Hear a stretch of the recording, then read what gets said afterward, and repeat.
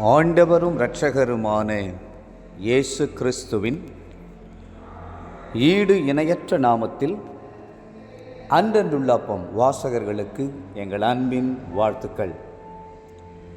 2024 ஆண்டு டிசம்பர் மாதம் 6ஆம் தேதி வெள்ளிக்கிழமைக்குரிய தின தியானம். இன்றைய தலைப்பு, கர்த்தருடைய வருகைக்காக காத்திருங்கள்.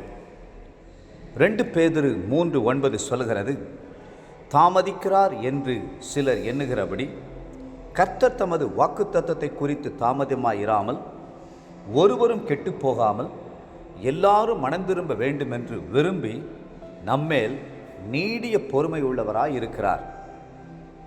வருவேன் என்று வாக்கு பண்ணினவர் நிச்சயமாய் வருவார். கால தாமதம் பண்ணார். கர்த்தருடைய வருகைக்காக ஆவலோடு காத்திருக்க வேண்டியது நம்முடைய கடமை. கிறிஸ்துவனுடைய வருகை குறித்து எல்லா தீர்க்க தரிசனங்களும் நிறைவேறி வருவதை பார்க்கிறோம். கிறிஸ்துவின் வருகைக்காக காத்து கொண்டிருக்கிறவர்களுக்கு இரட்சிப்பை அருளும்படி 2ஆம் தரம் பாவம் இல்லாமல் தரிசனமாவார். எபிரேயர் 9:28. ஆதி அப்போஸ்தலர்கள் கர்த்தருடைய வருகைக்காக காத்திருந்தபடியால் ஒருவரை ஒருவர் பார்க்கும்போது இயேசு வருகிறார், மாரநாதா என்று சொல்லி வாழ்த்தினார்கள். கர்த்தருடைய வருகையானது நம்முடைய பிரச்சனைகள், போராட்டங்கள் எல்லாவற்றுக்கும் ஒரு முடிவை கொண்டு வரும். ஆகவேதான் பேதுரு எழுதினார், தேவனுடைய நாள் சீக்கிரமாய் வரும்படிக்கு மிகுந்த ஆவலோடே காத்திருங்கள். 2 பேதுரு 3:12. கர்த்தருடைய வருகைக்காக காத்திருக்கும் இந்த கடைசி நாட்களில் கர்த்தர் தம் அபிஷேகத்தை நம்மேல் ஊற்றுகிறார். ஆவியின் வரங்களையும் வல்லமைகளையும் தந்தருளுகிறார். வேதம் சொல்லுகிறது, 1 கொரிந்தியர் 1:7, அப்படியே நீங்கள் யாதொரு வரத்திலும் குறைவில்லாதவர்களாய் நம்முடைய கர்த்தராகிய இயேசு கிறிஸ்து வெளிப்படுவதற்கு காத்திருக்கிறீர்கள். பவுலை கர்த்தர் அழைத்த போது அவர் கர்த்தருடைய வருகை குறித்தும் நித்தியத்தை குறித்தும் நித்திய வாசஸ்தலத்தை குறித்தும் தரிசனம் உள்ளவராய் பிரசங்கித்து வந்தார்.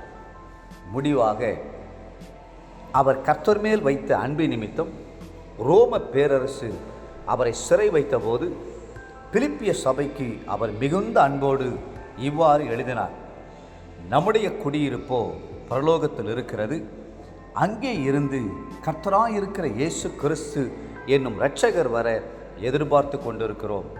பிலிப்பியர் 3:20. பிதாவாகிய தேவன் அங்கே இருக்கிறார். குமாரனாகிய இயேசு கிறிஸ்து அவருடைய வலது பாரிசத்தில் வீற்றிருக்கிறார்.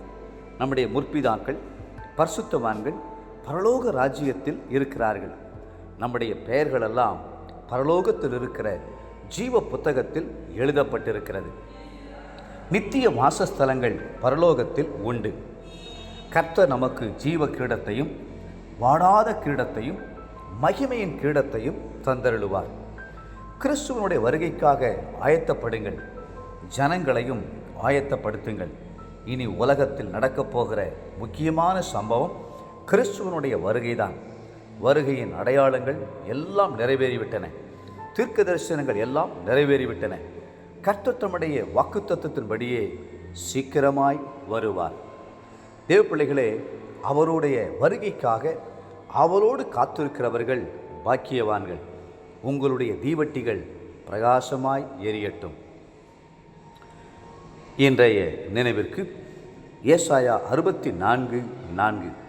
தேவனே, உமக்கு காத்திருக்கிறவர்களுக்கு நீர் செய்பவைகளை நீரே அல்லாமல் உலக தோற்றம் முதற்கொண்டு ஒருவரும் கேட்டதுமில்லை, செவியால் உணர்ந்ததுமில்லை, அவைகளை கண்டதுமில்லை.